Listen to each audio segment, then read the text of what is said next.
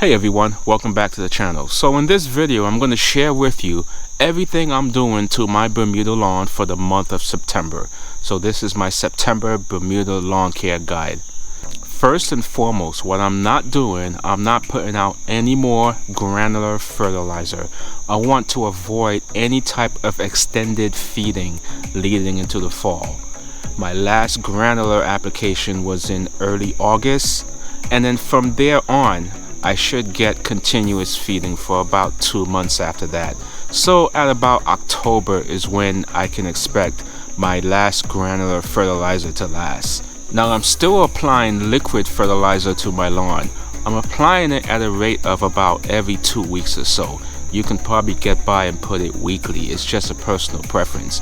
But the good thing about liquid fertilizer is that you get fast response without the long residual. So liquid fertilizer is the way to go. I'm continuing to spoon feed my lawn leading into the fall. The liquid of choice I'm using this year is Liquid Lawn, and I've had good success with it. What else I'm not doing? I'm not doing any type of core aeration or lawn leveling. The time for that has pretty much passed. Whenever you do a project like that, you want to allow enough time for your Bermuda to recover. But right now it's not enough time. I'm heading into fall. This is not the time to do any type of project like this. The most important thing that you have to continue doing is to mow consistently. Mow often. You're gonna find that as the growth of the Bermuda start to slow down, maybe you may not have to come out and mow 2-3 times per week. Maybe it might end up being once per week. But whatever the case is, you want to get out there and mow. Don't let your Bermuda get out of control, because if it does, you're probably going to be faced with making a difficult decision where you got to reset your height of cut. When you do that, you're going to cut off a lot of green and expose the brown. And with falling temperatures and slowing Bermuda growth, your Bermuda is going to be a little bit slower to green up. So you want to just maintain whatever height of cut you're trying to achieve and just go out there and mow consistently. Another thing about mowing is you want to be careful when you're mowing. You want to avoid accidentally scalping your lawn. When you do that, your lawn is not going to be able to recover as fast, so it's going to take a little bit longer for that brown spot to go away. Now September is a time when you want to start to think about your pre-emergent application. For me, North Georgia, my timing is around September 15th. So around that time, I'm going to go out and put my first fall pre-emergent application.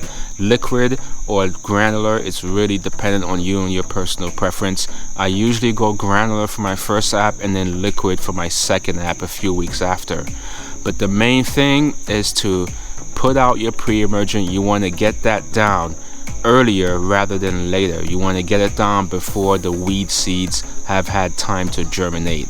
When the weeds germinate and you have your pre-emergent barrier down, it's just going to kill off the weeds before it even has a chance to take root. So a pre-emergent is super important, more important now in the fall versus in the spring, mainly because in the spring your Bermuda is growing aggressively and it can pretty much crowd out a lot of the weeds. But come fall, your Bermuda is dormant, and when it's dormant, this is when the weeds like to sneak in. And there's nothing more embarrassing when you have a brown Bermuda lawn that's dormant, but you can see green popping up left and right all over the turf. So pre-emergent is definitely going to help you out with that. The pre-emergent brand, I feel, is not super important. Get what you can afford, get what works for you. I've used Lesco 007 in the past. I've used Sunnyland 007. Any brand will do. Spectracide weed stop for lawn. I've used prodiamine. I've used dithiopyr. All these pre-emergents work. Nothing's 100%, but when you put down a pre-emergent, you're gonna have a reduced number of weeds growing on your turf. Now, when you're putting out your pre-emergent, you gotta think strategically and think ahead. What I mean by that is you don't want to go put out a pre-emergent, water it in, and then the next day or 2 days later go out and mow your lawn. It just doesn't make sense. So you got to think this out long term.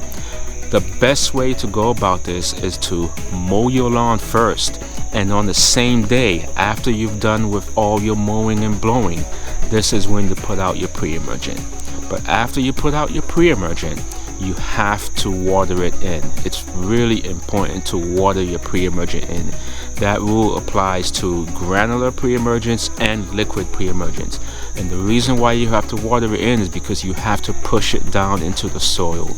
That pre-emergent cannot stick to the surface of the soil. It has to get down into the soil in order to form that chemical barrier.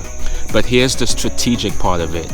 You can't just go out, put out a pre-emergent and just water for like 30, 45 minutes, 1 hour, whatever the case is. You got to be careful how you're watering, especially if you have slopes or hills in your yard. Whenever you have any type of slopes, any type of watering you do for an extended period of time is just going to start to run off, and you risk having some of that pre-emergent washing away. So the way I go about this is, after I put down my pre-emergent, I like to come out and do multiple light waterings, usually 2 to 3 light waterings, about 15 minutes each.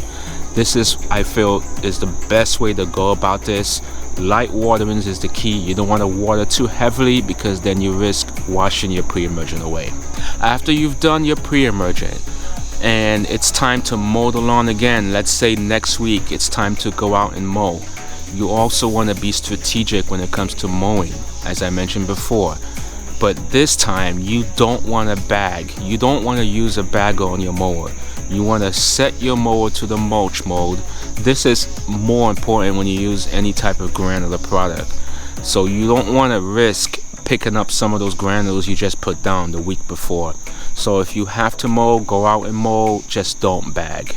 This is also the time, if you have to do it, you can go out and put your insecticide.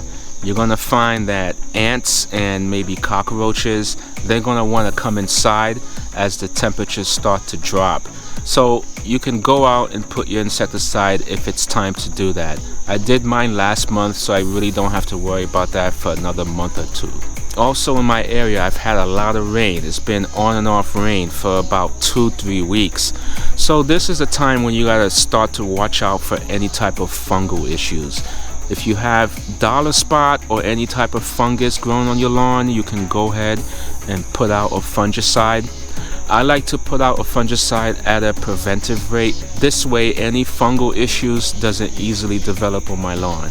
But at some point you might end up having dollar spot, because dollar spot is one of the key enemies to Bermuda lawn owners.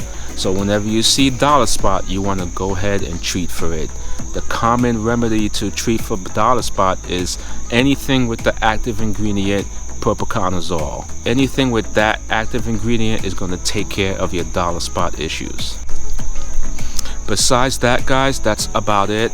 You're going to hear me talk about pre-emergence later on. That's how important it is. You really need to get your pre-emergent down sometime around mid-September, especially if you're in North Georgia like me. You need to get your pre-emergent down. The best way to actually go about it is to go by soil temperatures, 70 degrees and then again at 55 degrees. But you can also go by timing. If that works out for you, that's great. But the most important thing is to get it down, so this way you don't have to worry about weeds going into the winter time. Now, if you're thinking about doing some type of overseed on your Bermuda lawn leading into the fall winter time, usually you would overseed with some type of annual rye or perennial rye. You don't put down a pre-emergent for obvious reasons. But if you're looking to do any type of overseeding project like this, you can tune to this video right here.